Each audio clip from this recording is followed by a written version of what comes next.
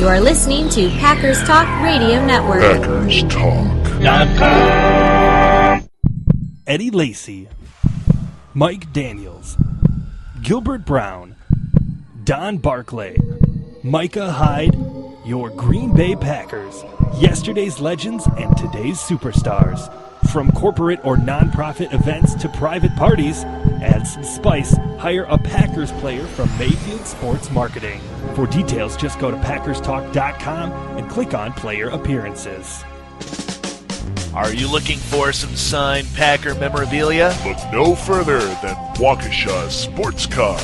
If a Green Bay Packer can sign it, Waukesha Sports Cards has it. Check our website for upcoming Packer player and legend signings. Go to WaukeshaSportsCards.com. So we was talking to the commissioner the other day, and he said, "How you doing, sir? What can I do for you? And I told him I need you to bring back something.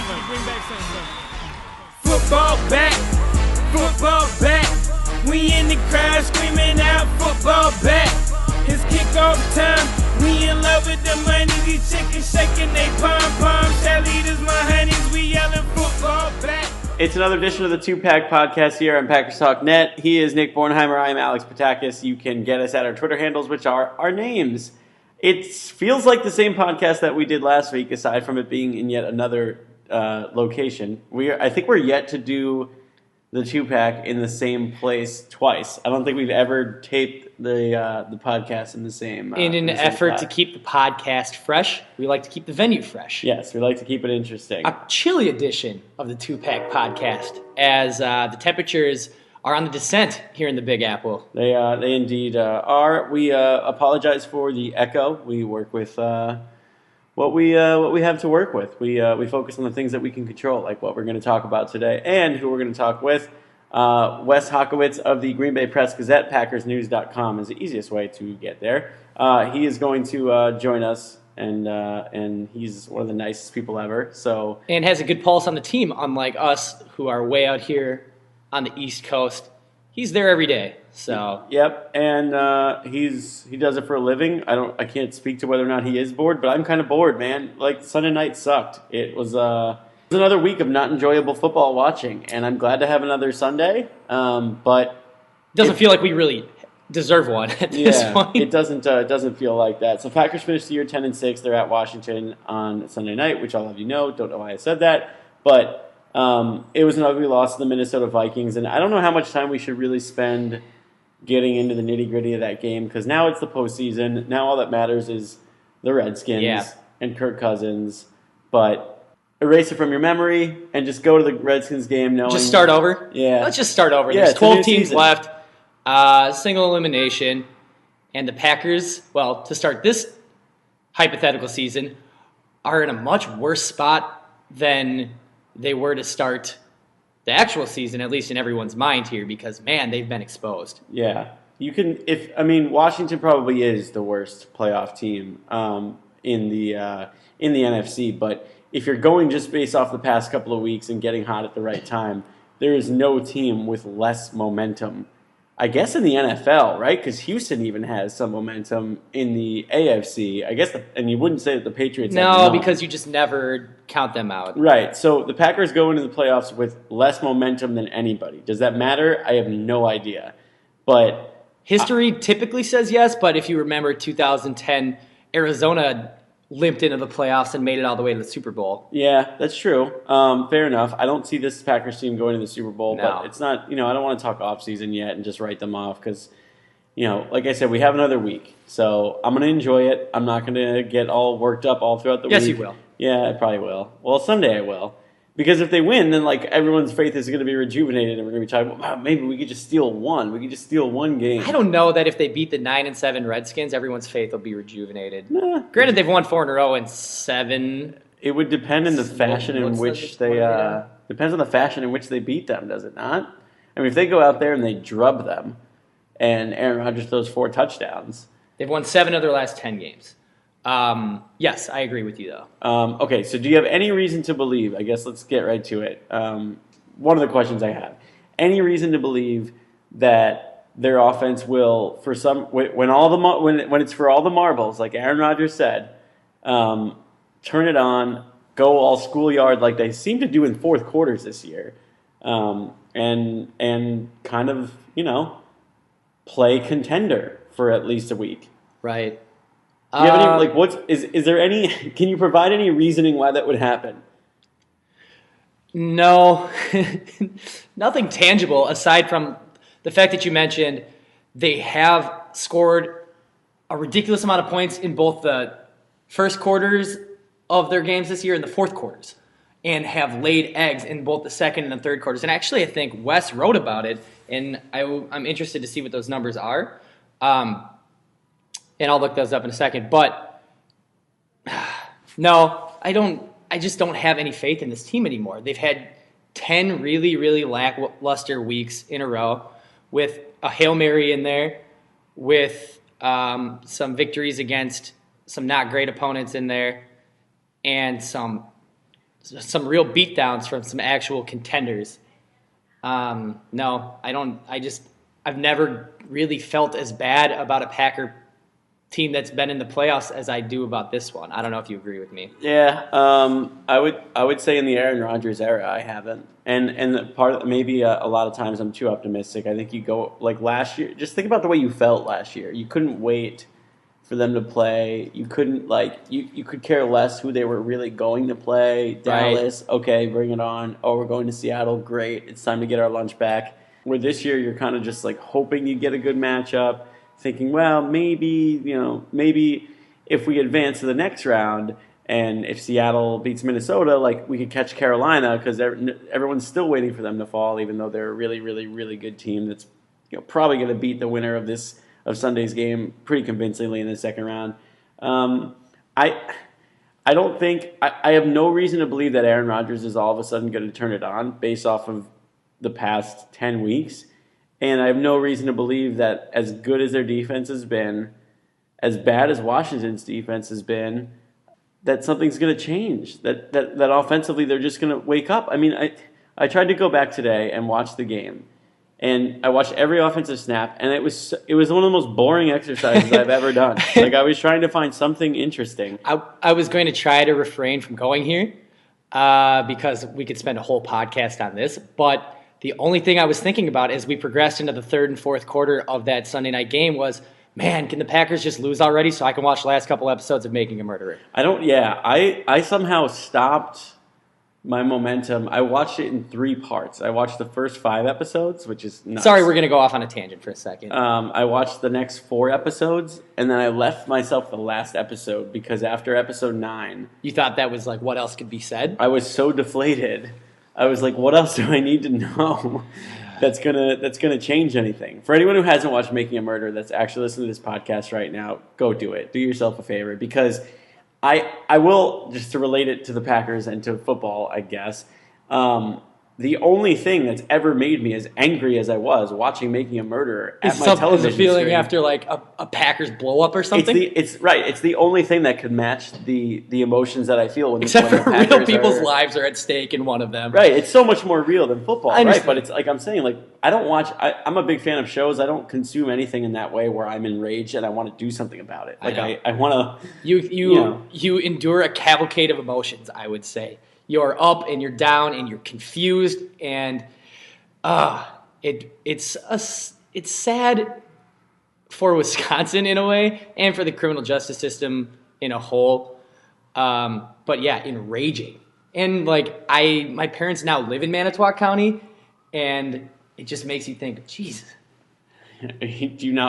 Are you any less likely to go there now? Thinking like if I'm ever have to encounter law enforcement in Manitowoc County, I might as well just like give them my arms and surrender, because I just feel like everybody there is destined to go to jail. Well, there's probably a lot of Packers fans who either know some of these people or may encounter them. Like I'm still blown away by the fact that you could be driving up to Green Bay, let's say, from Milwaukee where we both used to live. And let's say you stop in Manitowoc, a very realistic thing because you're like half hour away, whatever. And you just pull up at a gas station, like sitting in that cop car could be someone that we saw on this docu-series that has now since gotten so popular that there's a petition, on change.org, there's also one to the White House now that has hundreds of thousands of signatures because it's gone viral, I guess. In looking at some of the members of the media, like Tom Kircher, who covered the entire Avery debacle since 2003, I believe. He was like my ad hoc professor at University of Wisconsin-Milwaukee. So I have a personal relationship with him. Isn't it weird to see it? I would imagine it would be really weird to see someone like that in that show, given that it's a real life murder mystery type thing. Some people only read murder mystery books. This is a real life version of that's probably infinitely more interesting than things that people make up. They say that fact is stranger than fiction a lot of the time. Anyways, we're both up in arms about it. I'm not going to pick a side right now, but just know that it's worth watching and getting really confused and angry about. Yeah. And I'm curious to hear if our friend Wes watched Making a Murderer. We'll ask him. Yeah, we will. I would like to talk to him about his TV watching habits too, because I know he's a huge fan of Game of Thrones. Let's just not ask any Packers questions because we're all so deflated. And it's a playoff game in a few days, and we're talking I know. What does it come to? I think our excitement level raised when we started talking about that series just now. Woo! That's deflating too in itself. Yeah, I'm deflated. Yeah, just in every sense. The way that Tom Brady's footballs were last year in the postseason is the way our emotions and just overall excitement are right now. Can you say the word deflated without it's someone impossible. having to make a Tom Brady joke? It's impossible. It probably is. I would think that's the best way to describe how I feel right now about the Packers, about pretty much everything. But let's talk about, speaking of deflated, we already, I think we both are kind of in the same or have the same belief that the Packers aren't going to do it this year. 2016, well, we're in it now. Training camp, the draft, training camp, OTAs, blah, blah, blah. It's closer than we all even realize. What do you think about next year?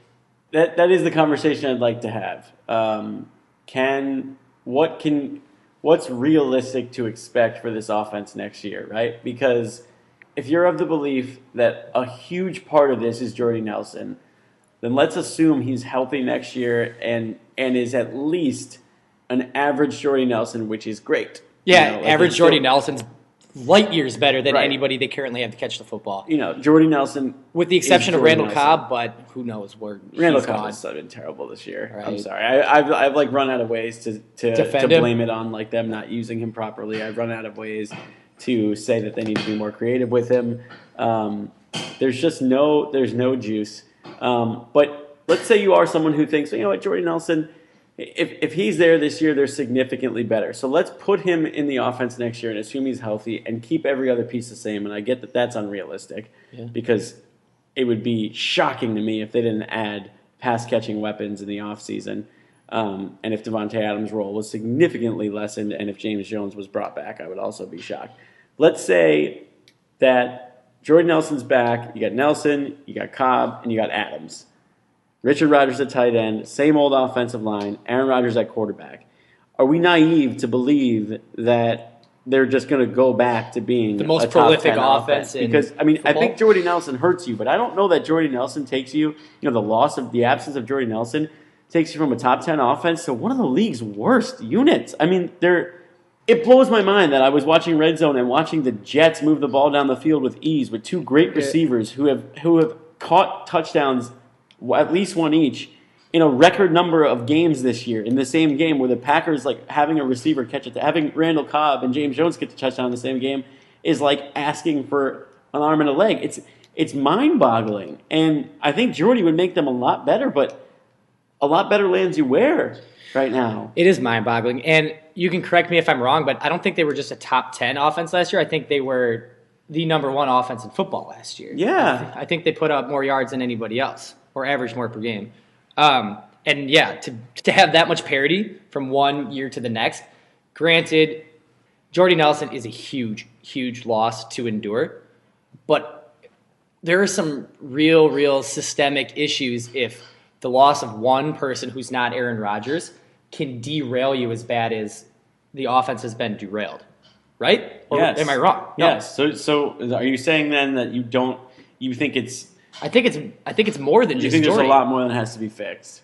I don't think Devontae Adams should be in a 5-receiver set even on any team. Well, Maybe on some teams. Yeah, that was strong. I know, but He could be the fourth receiver. I think his ceiling is a number 3, and that is being optimistic. We've talked in previous podcasts about. I mean, we've asked the question, what does he do well? He had a couple catches in that Vikings game and made one guy miss, and the fact that he made one guy miss, we all went like, "Whoa!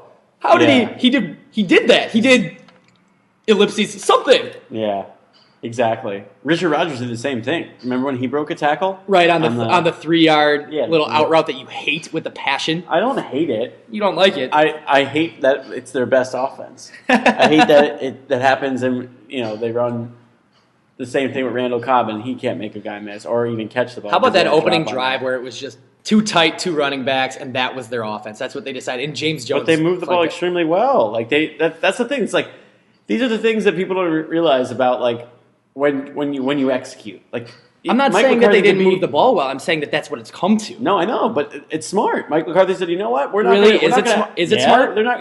How I'm many not gonna rushing yards out- did Eddie Lacy have? on the opening drive? No, in the game. 34. But they busted a play action play to Richard Rodgers on a crossing pattern off like in a 2 tight end, 2 back set, and it's just like they're running out of ways to try and win. They're running out of ways to try and move the ball. So if anything, I applaud McCarthy for at least coming up with. It's like everyone wants him to make all these changes. But even when those schematic changes aren't like impactful and they don't equal production, you're still going to be mad. So what do you want them to do? Like you come up. I with want a more scheme, John you Kuhn. could- Yeah, you come up. You take the same roster and tell me exactly what you would do to make this offense successful. I No know. one has that answer. If McCarthy doesn't have that answer, and Clements doesn't have that answer, and Aaron Rodgers doesn't have that answer, and their football IQs are 15,000 times higher than most of these fans who are complaining about it, So then begs the then question. no one has that answer. Then begs the question: what's so much different from last year to this year? Their talent was better, I guess, and Their their talent- I think Jordan- their offensive line played so much better that it masked a lot of things. Remember how good their offensive line was when it came to the running game?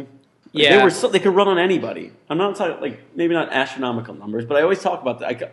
I was so impressed when in back-to-back, not back-to-back weeks, but when they beat up Detroit on the ground in Week 17 to clinch the division and all that good stuff, and clinch a first-round bye, and then went to Seattle and like kind of controlled the game a little bit with ground and defense. That was Totally. really impressive. I mean, Rodgers won the MVP last year, but you forget towards the tail end of the year and in the postseason, it wasn't the explosive Packers offense. It was like ball control. And then you forgot that again the first 6 weeks of the season when it was broken play and sandlot. They haven't been like move the ball at ease through the air offense in a while. And a lot of it is the fact that if you press cover any of the Packers' targets or wide receiving options, you're just going to beat them. Like, they can't get open. And Aaron Rodgers just has not been Aaron Rodgers this year. He's been human, I guess, for lack of a better term. Yeah. And all that, I guess, put into one potion means that the Packers offense is just worse than mediocre. It's all compounded, and it just has been a really, really depressing 10 weeks for Mike McCarthy and Tom Clements and Aaron Rodgers and Alex Van Pelt and everybody. I just think, I think he's developed some bad habits, and I don't think he's broken, because if there's anyone in an offseason that I would trust to just, fix themselves or, shed these bad habits or get rid of these trust issues or whatever the hell is going on with him and his receivers, it's that guy. And, because I feel like if you give him a few months to do anything, he'll perfect it. That's how I feel. Like Jeopardy, anything, board game, put beating an together some, astronaut, crazy puzzle, whatever it is. Like I trust him to wearing do an that. Obi-Wan Kenobi robe, making it look better than Obi-Wan Kenobi does. Yeah, but I don't think on a week-to-week basis you could make the type of improvements that they need to make. And it's weird to say in this league where there's so much parity. I don't know that on a week-to-week basis they can make the type of improvements they need to really make a playoff run. So I'm almost thinking, like, how do you fix this next year? And not know who do we go sign, but like what's realistic to expect? Like how how far from the great offenses that we were used to in 2010, 2011, and when Rodgers is just, they're just assaulting people with 5-6 weapons, are they? And I think they're a really, really long way from that. Well, that's interesting because how much of Aaron Rodgers' step backwards or just lack of production is based on the position that he's been put in games where the offense just has to try to come from behind and they have to take more risks, and Aaron Rodgers is holding onto the ball longer than he has to. And what's been going on with this fumbling epidemic, I'm not entirely sure. Yeah, he's usually great ball security-wise. 2 straight weeks of a fumble run back for a touchdown? Yeah, and has it been four over the last 2 games? Yeah, 4 fumbles in the last 2. I mean, yeah, those are back-breaking, too. Yeah. You can't overcome those. And some of it is the fact that the offense isn't ahead or in a position to be close to being ahead in the fourth quarter. So that's on the offense just inherently. But the fact that he has to try to play hero ball while wide receivers aren't getting open, I think, is almost a little Favrean. And I feel dumb trying to draw that parallel. But that's what Brett Favre would do a lot. He would just try to make something out of nothing and throw interceptions. It's almost like Rodgers, his big thing is he takes a lot. He likes to take sacks. Well, he doesn't like to, but he's been known to take sacks because he holds onto the ball. And a lot of times that's beneficial because those broken plays and it's almost the risk is okay in that situation because the reward is far greater. A touchdown pass, which is obviously the most important thing for an offense to be able to get. But his receivers just give him nothing, and he holds on to the ball for too long, and all of a sudden you see these fumbles. I get where you're going with the Favre comparison. He's made some throws he typically doesn't make. He also still, while doing so, has still been conservative. He makes those throws when they go to sandlot mode, and actually some of them pan out. There was that deep ball he completed to James Jones. Some of them do pan out, and then the one against Arizona that he threw for kind of no reason in the end zone, I think it was... Yeah, that was too early in the game to be throwing that. Right. Take the risks, but not when you have a chance to make it 10-7, please. Yeah. But is it fair to attribute the lack of, I don't know what you call them, like just risky throws / we have no better alternative throws, like don't give a shit throws, to the fact that they're so rarely in that? Like, I just think Favre was in that position more. Like, he had more cracks at needing to make that happen, where things usually flow so smoothly with Aaron Rodgers that, like, there's always a smart throw to make. There's never really been no other alternative. Now it's like when everyone's covered and we're losing by 2 scores, he's probably taking... It'd be weird to match up the numbers. Like, the amount of sacks he takes, it would be almost impossible to do. But the amount of sacks he takes when, like, winning or, like, it's a 1-score game or the score is even compared to, like, now when they're in desperation mode. And I think that's why you're probably seeing some more of those risky throws because, like, there's third down and maybe we have to go for it on 4th. Like, we have to extend the drive. But that's a very unfamiliar situation to have. Right. This season alone, it feels like there's been more opportunities for fourth-quarter comebacks than ever before. Right.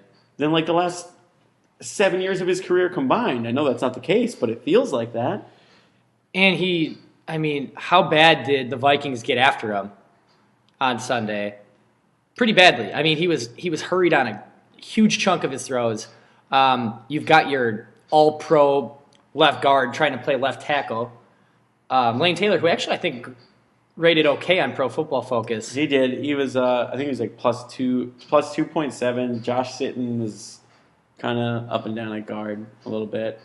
You mean at tackle? Yeah, that's what I meant. Sorry, he's always at guard. He would be great at guard. Yeah, can we have him back at guard? Yeah, please. Yeah, we always get. I get these like Pro Football Focus recaps sent to me. Even those are boring now. Like, there's nothing interesting. I think Aaron Rodgers scored negative for the second straight week. There's nothing, man. There's nothing of interest. It's like I've never gone into a playoff game less excited with thinking about I'm literally just I'm going to turn it on and just whatever happens, and then probably wipe that one from my memory as well. Assuming they lose. If they win, I might get I could again. I say that, but if they win, I'm gonna somehow work myself up to like them beating Carolina. Well, here's the thing: I assume that Seattle beats Minnesota, right? You wouldn't be crazy to say that Seattle is the best team playing this weekend in the NFL. No, them or Pittsburgh, probably. The 2-6 teams I know. in each conference. By the way, the road team in every game other than the Packers favored. Mm-hmm. Has there ever been a weekend in NFL history, again, something else I need to look up that I didn't, where all for like a wild card weekend where every road team won? That would be kind of hard to imagine, right? I don't think it's that hard to imagine because so many teams. All of them, though? All four? I bet the Packers are the least likely to. I bet you could find that it's happened within the last 10 years. I'm purely speculating. I've not looked it up either. But think about some of the teams that have made runs, and they're teams that get hot late in the season that just by happenstance they don't have the best record in their division, just like Seattle did. And I know that happens a lot, but for both wild card games in both conferences, I feel like that. Yeah, I mean, I bet it. I don't know. I would say that it has happened though. Okay. Well, we're just guessing. Maybe we'll look it up. Somebody tweet us tomorrow or the next day if you're listening out there. At Alex Petakas, at Nick Bornheimer. We'll look it up and try to get that answer. We can salvage this podcast where we are both basically bored with the Packers and just thinking about making a murderer by talking to Wes Hodkiewicz because he... Yeah, I've got to be honest. I've been thinking about it the whole time. I'm not really with you. I'm still so angry. Just what? I don't know if I'm angry. I'm just sad, I think. No, I think you get angry. I think you get sad watching it. I think it's I don't know. I get not creeped out. It's not eerie in a murder mystery. It's eerie to think that somebody could potentially be spending all that time. And I got caught up like this on Serial too. Did you listen to Serial? No, I haven't yet. Same thing. Except everyone's saying that this is better. It was more compelling because there's something to be said about something visually pleasing as we're doing a podcast right now. Yeah. All right, never mind. Podcasts are better. But it's the same thing, something that's true crime, and there's the possibility of exoneration. What makes this so compelling is he spent 18 years and he got out and then he went back. Like he had done this before. And for somebody to have that bad of luck seems almost impossible, but unless you've got law enforcement stacked against you. If the series were not a series and it were one episode, it would be amazing, like insanely compelling. And that's without the actual crime and trial that the whole series is based off of. Like if you just made a documentary off of Stephen Avery being falsely accused and falsely imprisoned for 18 years for the first crime that he didn't commit, I would still think it's amazing. I would still tell everybody, yeah, it's worth watching. You should watch it. And lo and behold, that's one episode that's a setup for the rest of the series, which just gets better and better and crazier and crazier. There was one quote in it, and it oddly enough came from I believe a current Packers employee. I'm pretty sure that the brother of the victim, Teresa Hallback, works for the Packers, because I saw a link floating around the internet of his page on like the staff part of Packers.com. What's his name? Mike Hallback. Mike. Okay, so what was the quote? There are like 6 that resonate with me. I think it is really, really unfair to tell someone how they should grieve, or to basically be stating what anyone else should feel, because every person is different. Well, either way, his sister was murdered.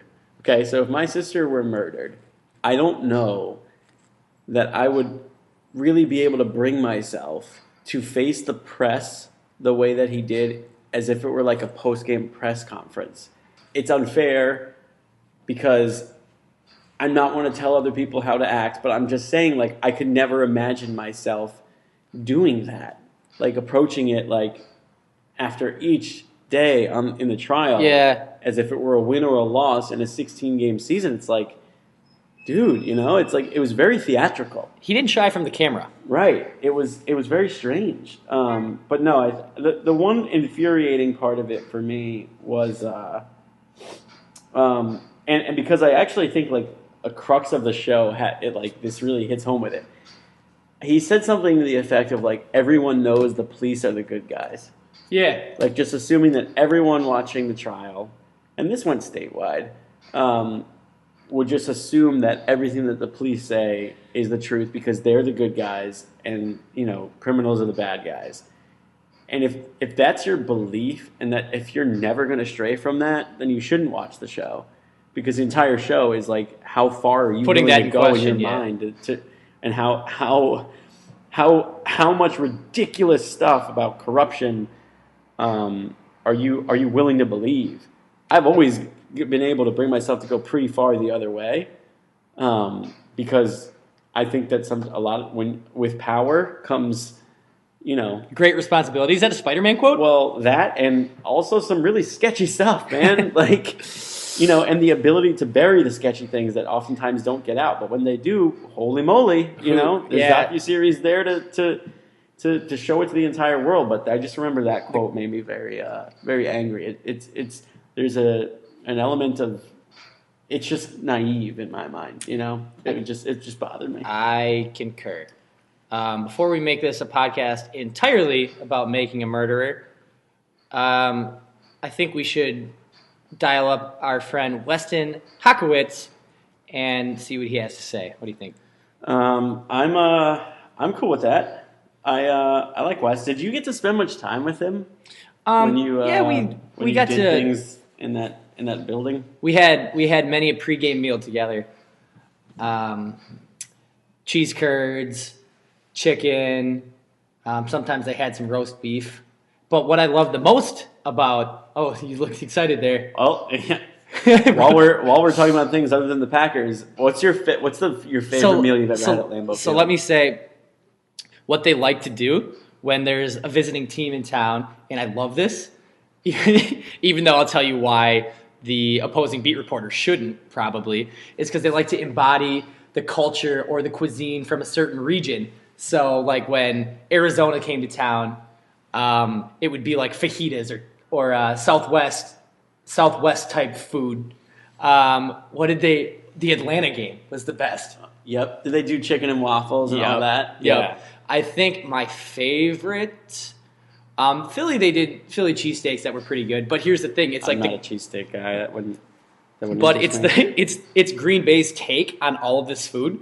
So you get beat reporters who like it's part of their regular cuisine, or it's easily accessible while they're in whatever region they're from, and then they come to Green Bay and they get like a lousier version of that same food, right? Yeah, pretty much. But although I will say this, I do think it's more for the Packers reporters. I agree. Because I think that the beat guys from other teams come in and just want brats and cheese curds. Yeah. Right? It's fun. There's something, I don't know if they did it. Because I only went to the games for 1 year, and then you went after that.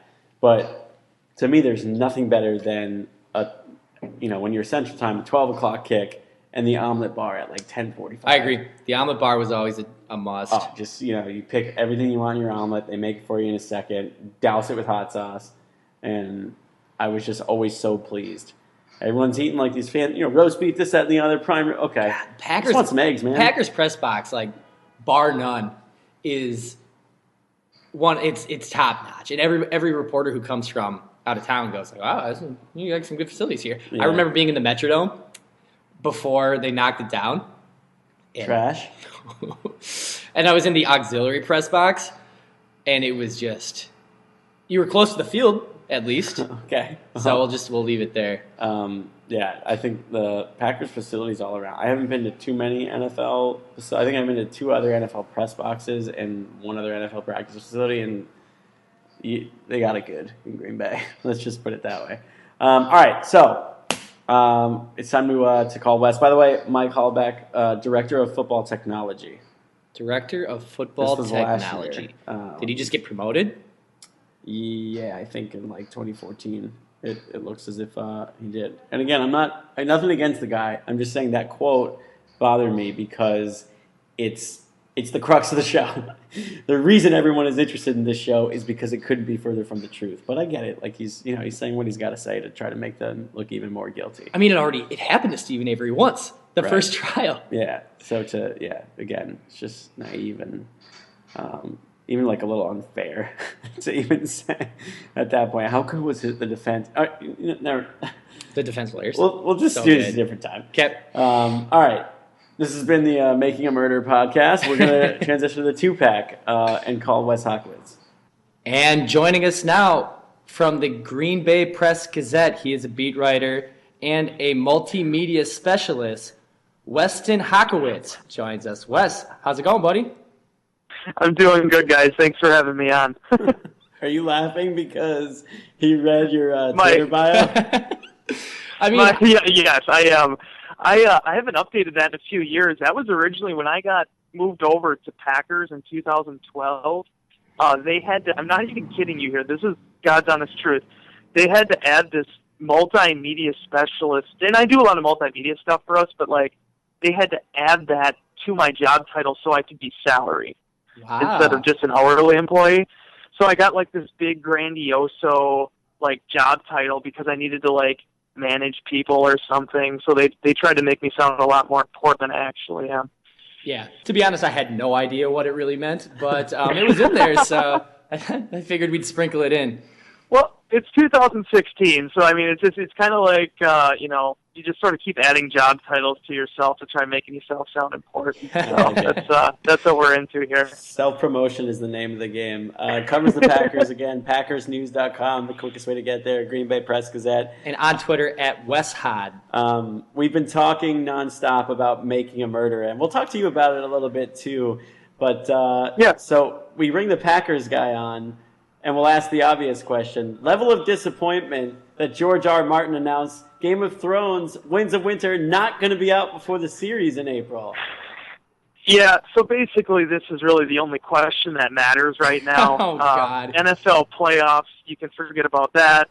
I really don't care, what's going to happen with Pro Bowlers or anything. All I care about right now in my world is the fact that I spent the last 5 months trying to catch up in A Song of Ice and Fire to be potentially in a situation where I could read Winds of Winter and be completely caught up by the time it's released. I'm going to make that deadline.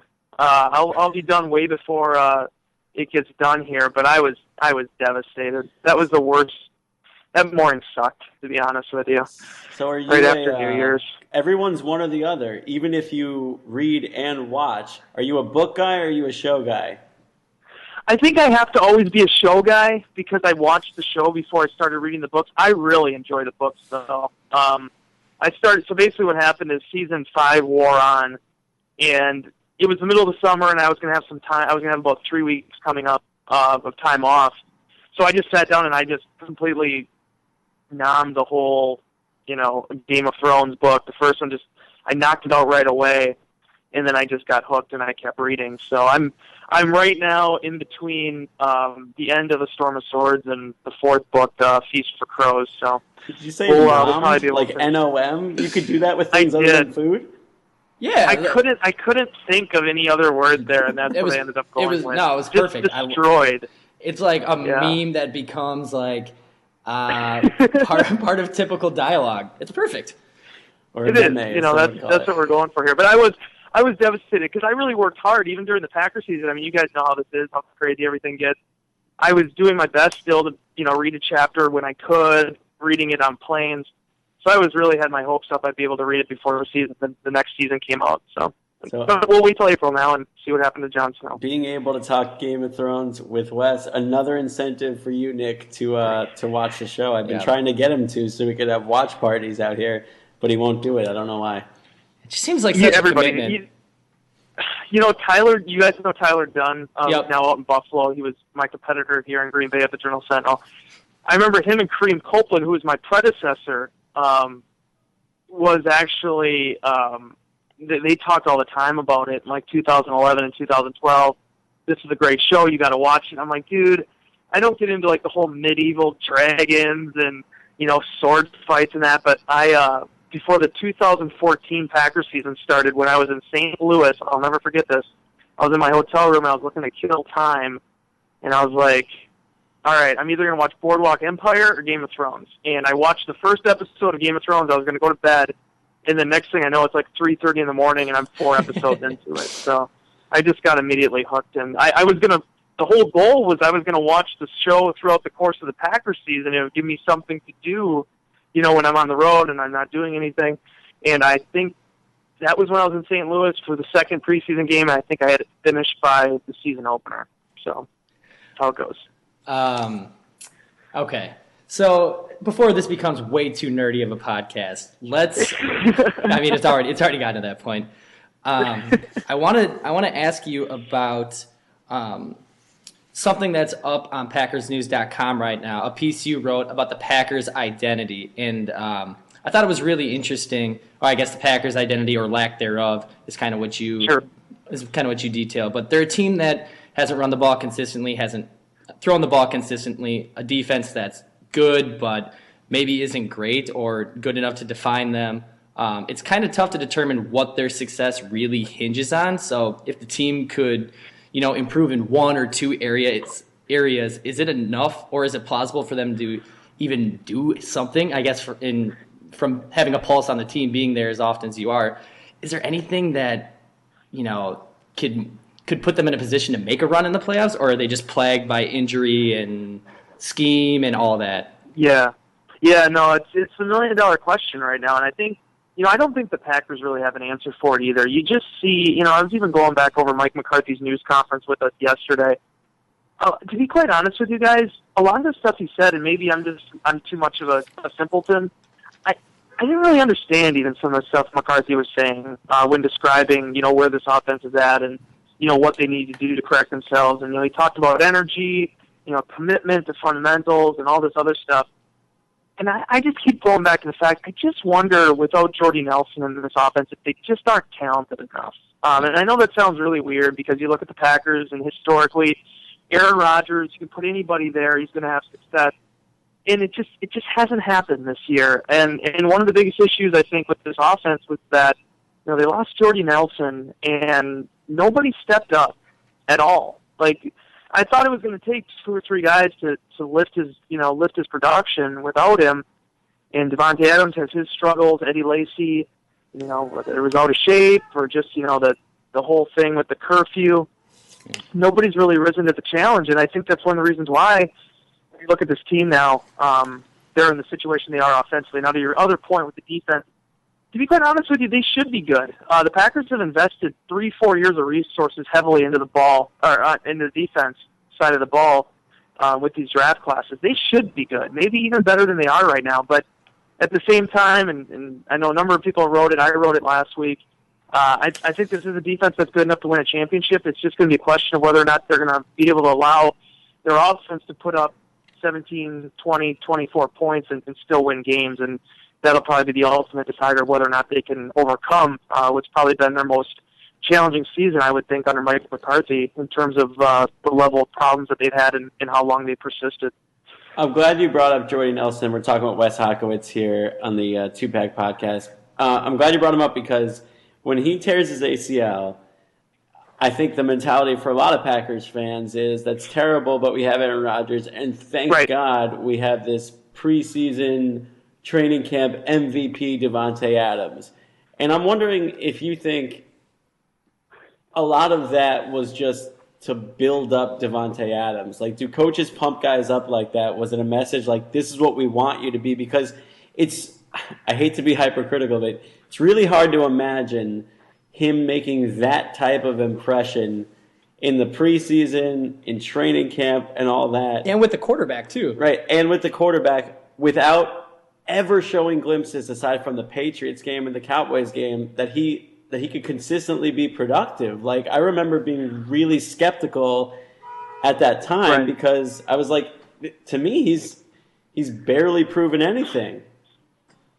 Yeah, and the problem with Adams is that hype train has just completely come off the rails. We're talking about a guy who, people were talking about, not even just the preseason stuff, because I know what you guys are saying there, and seeing him during the off-season program, and the viral videos of him dunking the ball and these great kind of displays of athleticism. I was on it to some extent. I still had questions whether or not I always kind of thought he was going to be more of a James Jones type receiver, to be honest with you. He just seems more like a possession guy to me. And unfortunately for him, he's not really doing that yet either this year. And probably the worst thing that happened for him was Jordy Nelson getting hurt, because it didn't allow him to get comfortable in this offense. He was suddenly viewed as a savior for it. I mean, go back and look at the transcripts and all the videos during the early stages of these Packers offensive problems. So often Aaron Rodgers and Randall Cobb and so many of these guys talk about, hey, once we get Devontae Adams back, we're going to be able to get this thing turned around. And that hasn't happened. He ended up starting 13 games this year and still didn't have 500 receiving yards. Not 1,000 receiving yards, 500 receiving yards.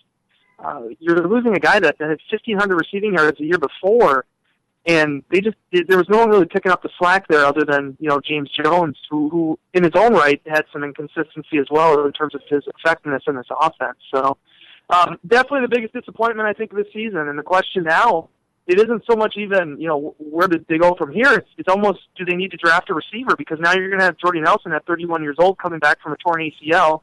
Randall Cobb, it showed this year he needs a complimentary outside guy to be, his best.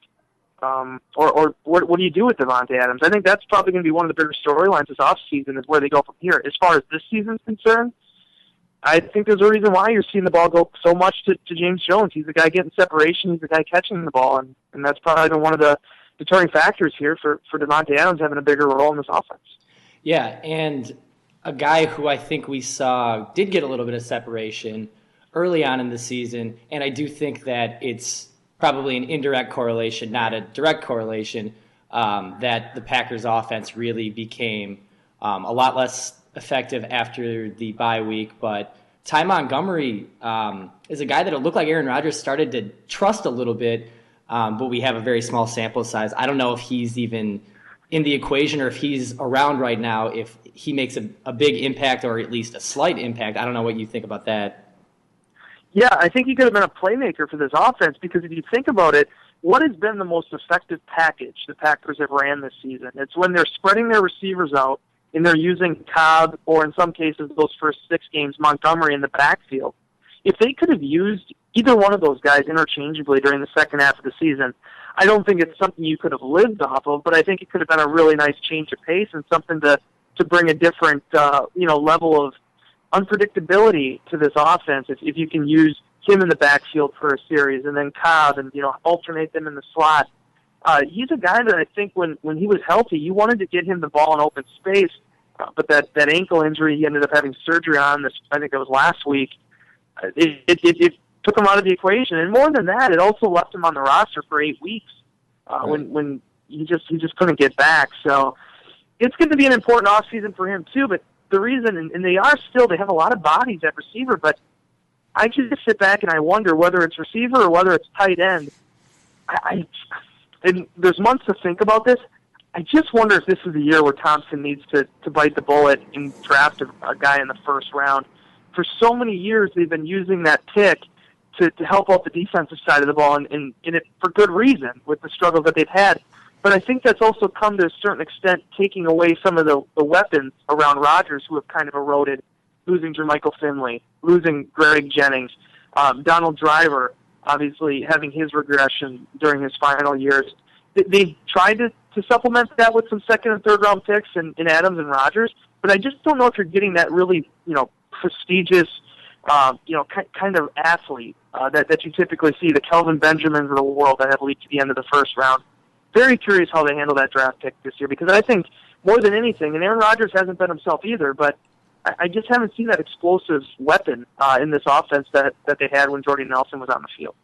He's a Ty Montgomery guy. So are we. I bring it up every single week. We talk about that 3-week Ty Montgomery prime, where it was like the Seahawks game, the Chiefs game, and I think the Niners game. Maybe I think he got hurt in the Chargers game. Yeah, it was that 3-week span, and that one drive, man, my favorite drive of the year against the Seahawks, where they kept switching Cobb and Montgomery between backfield and slot and created so many matchup problems. That's like the only time all year they really gave defenses trouble.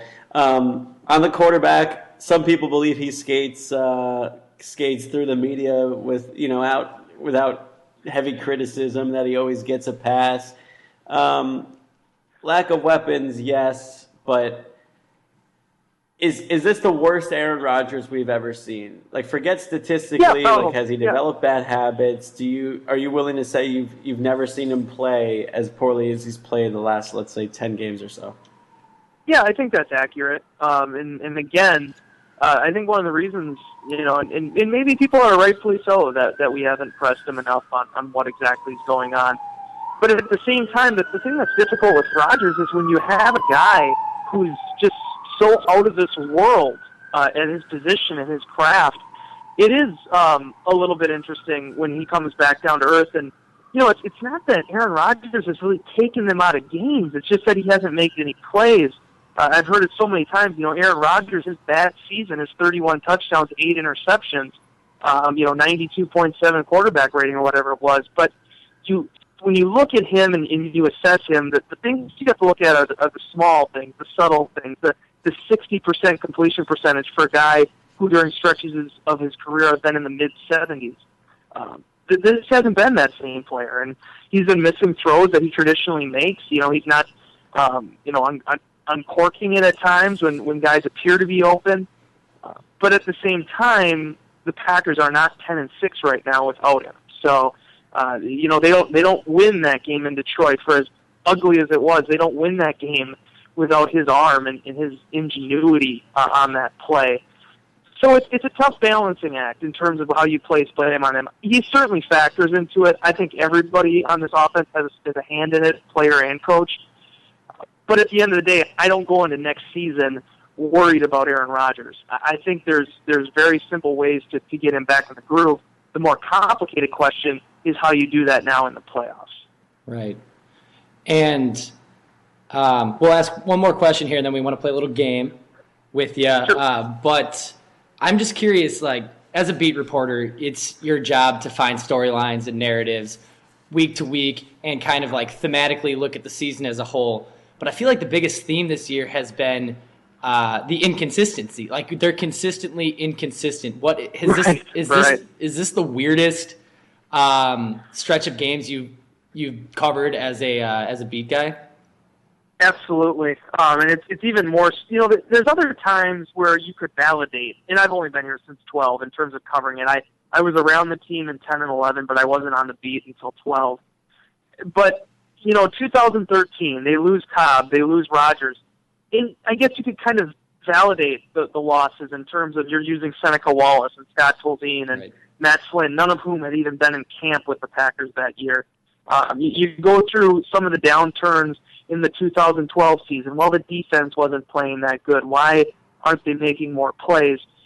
Last year was probably the most complete team they had in that second half of the season. I think that's the reason why the expectations grew so high for the team, even after Jordy Nelson was lost for the year. But you hear Don Capers so often talk about the importance of passer rating and how that is usually indicative of a win or a loss.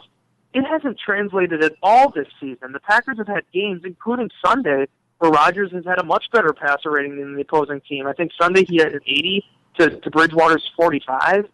And then there's been times where the opposing teams had a much better one than the Packers and Rodgers, and it just hasn't really made much sense. And I think what's going to happen is the Packers are going to have to take a step back whenever this season ends, whether it is this weekend or if it's after the Super Bowl and they make some kind of remarkable, comeback.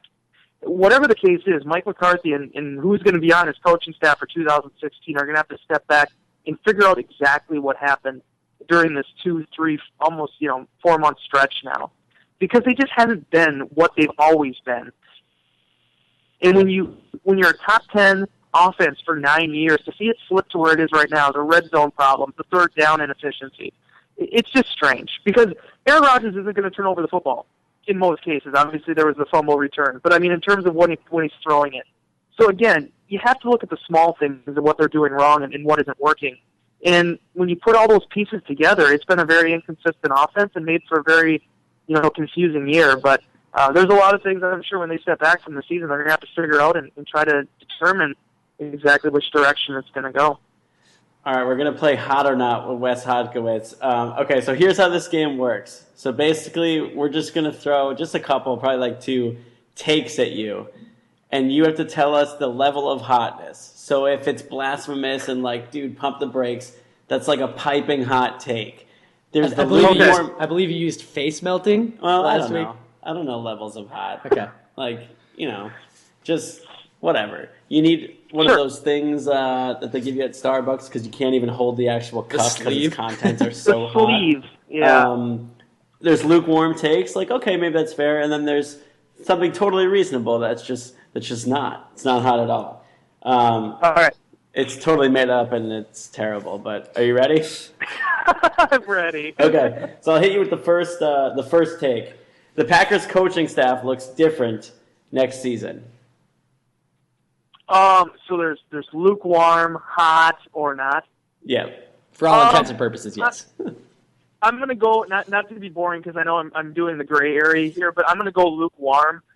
And the thing is, I don't think Mike McCarthy's firing anybody. I don't think anybody's losing their job over this. Tom Clements, from everything I understand, probably got a raise and maybe even some years added to his contract after they promoted him to offensive play caller.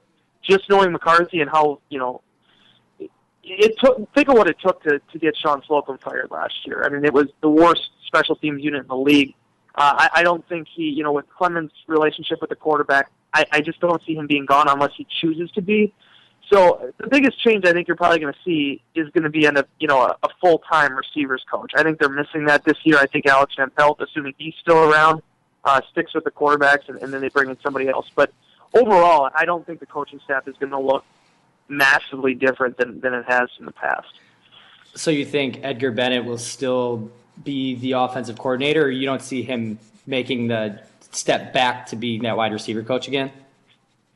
No, I don't think so.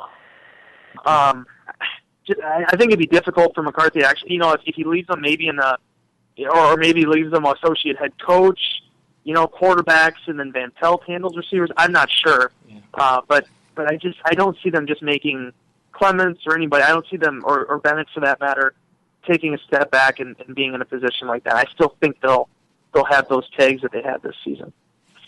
Got it. All right. Question here. Maybe they, maybe we talked about this too with my colleague Pete Doherty. Sometimes if you get demoted, you don't want to stay at the company you're at. You might still have a job, but you want to go do something different.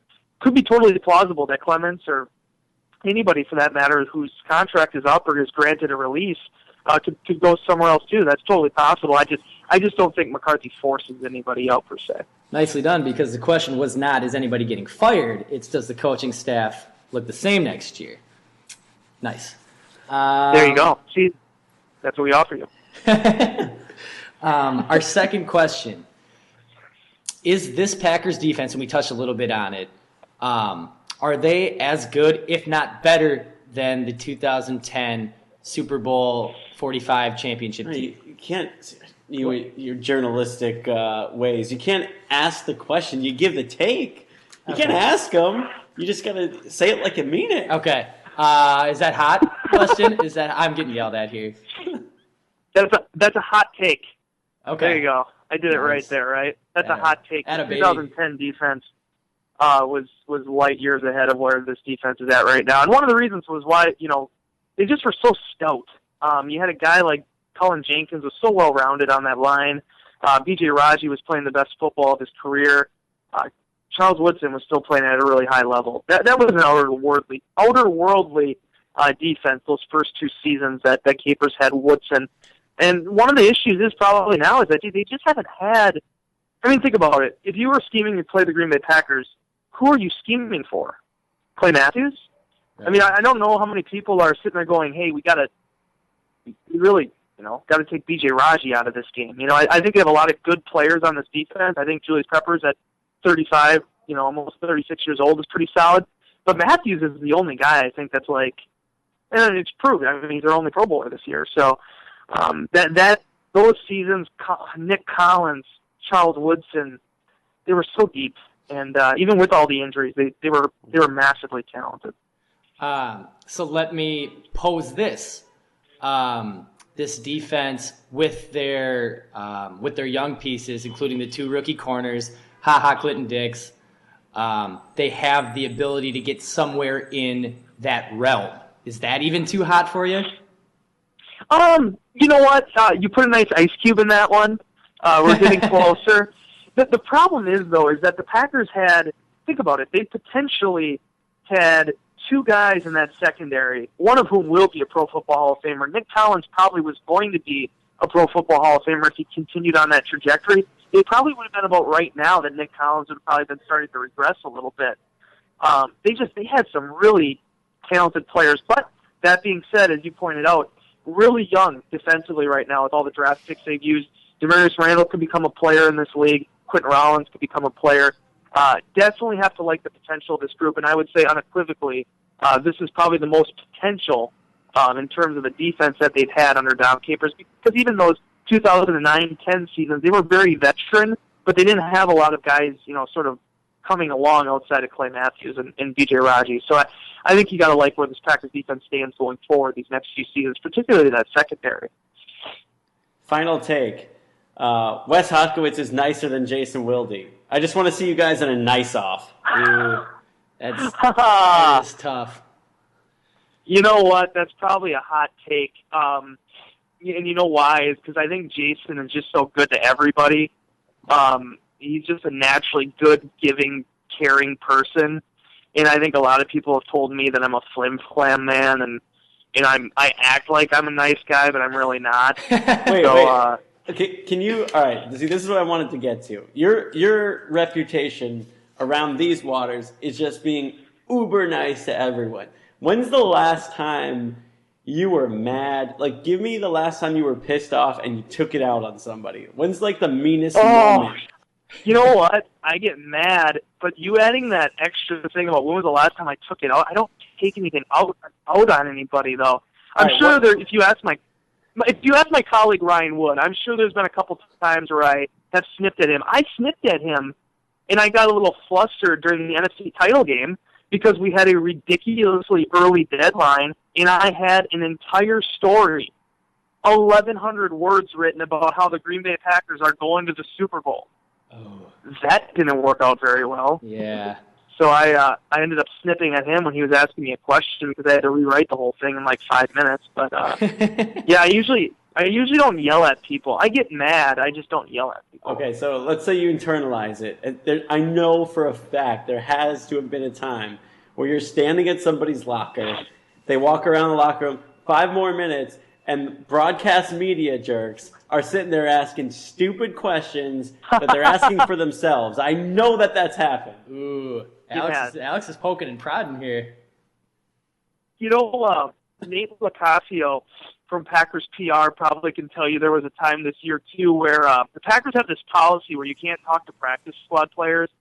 They developed it at the end of the last season for reasons I'll not go into. But so Jared Abbrederis gets cut, right? Mm-hmm. They sign him back to the practice squad the day after final cut. Oh. That next day, I went up to Jared to talk to him because whether he's on the roster or not, it doesn't matter. You put Abbrederis in a headline. I'm sure you asked Jason the same thing. You put Abbrederis in a headline, it's going to get clicks. It's going to get reader minutes. People are going to check it out. I went up to Jared to talk to him, and he's like, yeah, you're going to have to talk to the PR. I'm not allowed to speak. And I got very passively aggressively mad at Nate. And then the following day we were able to talk to him, but I was so frustrated because I had nothing to do with the reason why we no longer can talk to practice squad players, and everybody wanted to hear why, what Abbrederis' thoughts were on coming back on the practice squad. So that's probably the most angry I've been in the locker. But there's been times I've gotten flustered with TV folks, but they would never know it. Nice. I wonder what that reasoning. Are they just not well trained enough in cliches to be able to speak to you guys? I don't know. Maybe that's it. Maybe they're. Dude, Jared Abbrederis is a nice man. He's a good dude. I don't think you have to worry about Jared Abbrederis saying anything off color, though. You know what I mean? Like he's pretty well. He protects himself pretty well. Yeah, he might. Is what it is, though. Hopefully, doesn't show too much personality. That's the NFL way. I'll tell you the last time Nick and I were both angry. It was watching Making a Murderer. In fact, the only thing that I've ever watched on TV that has had me incensed, just like in a fit of rage, other than Packers football at any point, was that documentary. You've watched this, and you're kind of, it hits home. It's local to you. Like, how do you experience that docuseries? Yeah, here's the thing, is that I've worked at the Press Gazette. I was working at the Press Gazette during all the Avery stuff when it was happening, not at the beginning of it, but during, the verdict, the appeals. And we, it happened in Manitowoc County. Our Manitowoc Times-Herald is a small paper in the Gazette chain, so we actually helped them out quite a bit with the coverage of that trial. So I was pretty well educated on it. Now, I'm not saying I'm an expert by any means, but I definitely knew the backstory. The biggest thing I was disappointed, I don't know how you guys feel about it, but the biggest thing I was disappointed in is I think it had the possibilities and the potential to be a really good documentary. Instead, it obviously ended up being more, it kind of was like trying to be like, I thought it was trying to be like The Jinx. You guys see The Jinx at all on HBO? Yeah, I did. I thought it was trying to, sort of be like, bio television a little bit, where they were trying to make like a real life CSI, Law and Order type deal. There were things in it that I know were reported through the process, and that I didn't think really made it to the light of day. And you can find it in other stories afterwards. Mm-hmm. The thing I enjoyed the most about it, really enjoyed the courtroom footage. I used to be in mock trial. I actually wanted to be a lawyer before I wanted to be a writer, and seeing the debate and how things were presented and the way that they, both sides sort of presented the evidence, found that to be fascinating, and it was really cool to go back and look at all that. And the whole 10-episode series was, was pretty riveting television. The one issue I have with it, and I've had with it, and it's the thing I feel most upset about, is regardless of whatever you feel about the Avery conviction or, what you think, happened or didn't happen, really disappointed in a lot of the celebrities that came out criticizing the Halbach family, because at the end of the day, the one thing I think everybody can agree upon is Teresa Halbach lost her life, and right. I don't see how any way the victim's family should be vilified, in my opinion. But there's a lot of different viewpoints in that, and obviously that's one of the things that makes it a pretty riveting documentary, is that a lot of people talked about it. There's just a few things I wish they could have taken a step further that would have really, I thought, sent it home. Yeah, one thing that kind of people lose in the shuffle is that the Halbach family has to relive all of this again, as it all comes to life. Yeah, this woman died. This isn't, this isn't CSI or any of those type of shows. I mean, she lost her life, and obviously Stephen Avery was convicted of it. But I mean, whatever the truth was, she's not here. Her family has to live, through this, and now having to deal with the social media impact of it. And one of the biggest things I struggle with, and I think Mr. Wilde is very similar in this vein, is that people have such strong takes on social media, and they're just, the way we are structured in this day and age is we're experts on everything. We watch something, we read about something, and we have a master's degree in it.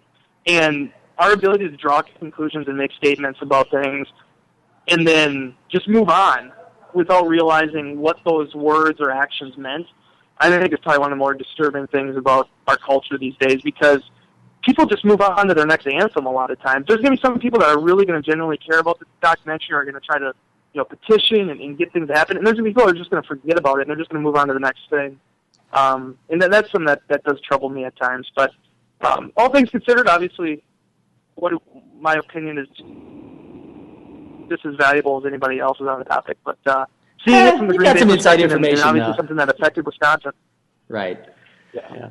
So we've talked Packers, but most importantly, we've talked Game of Thrones and Making a Murderer. Yeah, so will you be our TV guy, like in the off season when we have nothing to talk about? Maybe like. Oh yeah. Okay. Yeah. Cool. Just so we got our film junkie guy. No, we got our draft guy. Wes will be our TV guy. No, here's the thing that's bad though. I'm not a great TV guy because I invest heavily into certain things, but I'm not a master of a jack of all trades. Like when Breaking Bad was out, I watched and that's all I watched. Right. Game of Thrones. I can tell you the only shows I really watch religiously right now are Game of Thrones and Ray Donovan. If you guys follow Showtime and all, that's it. So like if you guys wanted to talk about like Homeland or something, I can't help you. But like Game of Thrones, I'm significantly heavily involved in. I mean, it's shaping my life basically. So yeah, that's how I am. I'm the same exact way. Like Game of Thrones, I'm all in on, but then there's a ton of HBO shows that people get so into that I've never watched an episode of. And oddly enough, Breaking Bad is one of them. But once we get Nick watching Thrones, like come April, it's game on. Changer. Yeah, we'll see. I'm counting down the days right now for sure. I mean, it's just it was funny. I knew how the season was going to end of Game of Thrones. I knew where everything was going to eventually lead us. But even when it happened, I'm just like, I got to have the answers. And I think that's one of the things that's generally, so alluring about that series and about that show is that you can't predict it. You can watch Full House, Danny Tanner's not going to die, but in that show, man, nobody's safe, and they'll take things in directions that you never even considered. And the other thing about it too, and I don't know if it's how you feel about the docs, but like it's so true to form. Like things that happen in that show aren't just drawn up out of nowhere. There's a lot of human conflict and things that are very real that you can see in your own society, and obviously not the pillaging and the depiction of women, but I mean in terms of just the interpersonal conflict with people and the quest for power and what people do to seize that. I just think there's so many parallels that are just so realistic, and characters develop in that show, and they don't act out of, there's gradual maturation involved. They don't make one big jump to here or there, and someone's not just a good guy or a bad guy. There's so many layers to it, and that's why I love it. That's why I'm investing like a quarter of my paycheck every week into it. So. How much better would network TV be, though, if, like, Ross at the end of Friends is just beheaded, or Danny Tanner at any moment could be speared through the gut? The Full House analogy for the win. Awesome. I mean, seriously, like, how cool it is. Now you see other shows are trying to steal that, by the way, now, too. Grey's Anatomy, and people are trying to do all these, like, hey, you never saw that this was going to happen. Yeah. And it's like, no, I totally saw that that's what's going to happen because they killed Ned Stark. I mean, that set everything up now for television. But yeah, that's one of the cool things about it. These phony, you can't be a show that like once had rules and then just abandoned. Like Game of Thrones, that never had rules. All the actors talk about it. I have no idea how long I'm going to work. I could have a contract, but guess what? Bang! I get that call, I'm done. Yeah, I mean that's the part I love. Like, I mean, even I don't want to spoil anything for anybody that might be listening that's going to go watch it, but like. The whole final episode of the season, there's stuff that happened in that show that didn't happen in the books, and it was like, wait, no, that character's supposed to be alive. Like, what are you guys doing? Like, where are you taking this? So it's even for the book readers now and the people that follow the story outside of the show. They're getting tricky this past season. I'm interested to see where it goes now that we don't have Winds of Winter. Because obviously, and I know Benioff and Weiss, they have the whole outline of the series, but obviously they don't have all the written material that they had in the past. So, be curious where they take it. Yeah. All right. Well, I would love to talk all different fan theories and theories about Jon Snow with you, but Nick hasn't watched it, and we've taken up like a tremendous portion of your evening. So we're gonna do that maybe a little while down the road once Nick does watch it, because I know that Nick is a successful binge watcher. Once Nick binge watches all of it, yeah. Yeah. And you know what's funny? I just ruined the first season for him, too, now. I just totally thought about that. But, he's not going to retain it. Why? Because I can't retain? Dude, you don't listen. Good point. The thing that's great about that show, though, and my closing point, is that I think there was 3 times, almost once per season, it draws a grown man to tears. Like the end of season 1, the end of season 3, and the end of season 4. Like I almost cried at the end of all of those, and I got so ticked off, But, ooh, before we let Wes go, we had to show a soft side. I love it. Well, no, now the reason I paused, I'm just thinking of the finales of all of them and moments that I've cried in that show. I think the only... You guys, I don't want to cry. No, yes, you do. I'm telling you, you do in this scenario. There's only been 2... I cry a lot in movies. I cry a lot of that kind of stuff. But there's only been 2 shows that have been able to, like... Was it at the end of Friends when Ross got his headshots off? Well, is that where you cried? No. Experience, like, every emotion. Like, joy, everything. Like, cry, like, be scared. The Sopranos and Game of Thrones. So I'll love Thrones till the end, man. And I haven't even read the books yet, so I'm just a show watcher. All right, we got to get you out of here. We appreciate your time. Every month. This was a lot of fun. I'm a little disappointed that it took until now to do this, but anytime you want to talk about Game of Thrones, we are here. And Nick has a lot of homework to. I've got some homework, but in terms of Packers coverage, at Wes Hod on Twitter, he does an amazing job. He's a multimedia specialist. A specialist. He's got a pulse on a lot of things, but a great follow on Twitter. And we hope to talk to you soon, Wes. All right, thanks, guys. Appreciate you having me on. Even with no format, that was still way too long for Wes Hod, but I enjoyed every minute of it. So we'll wrap it up quickly here on the 2-pack. Prediction time: Packers at Redskins, late game Sunday. Who do you got? Washington. Damn. I don't.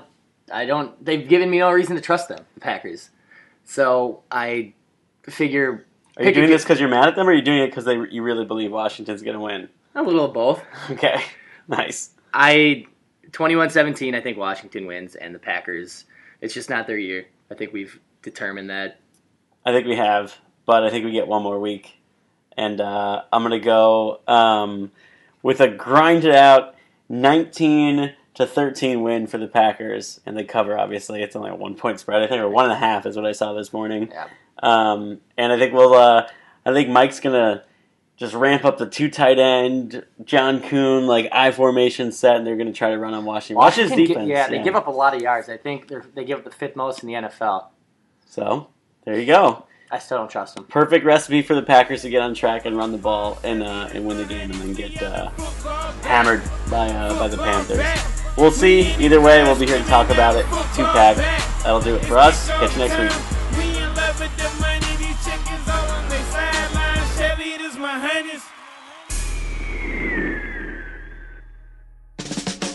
Are you looking for some signed Packer memorabilia? Look no further than Waukesha Sports Card. If a Green Bay Packer can sign it, Waukesha Sports Cards has it. Check our website for upcoming Packer player and legend signings. Go to WaukeshaSportsCards.com. Eddie Lacy, Mike Daniels, Gilbert Brown, Don Barclay, Micah Hyde, your Green Bay Packers, yesterday's legends and today's superstars. From corporate or non-profit events to private parties, add some spice, hire a Packers player from Mayfield Sports Marketing. For details, just go to PackersTalk.com and click on Player Appearances.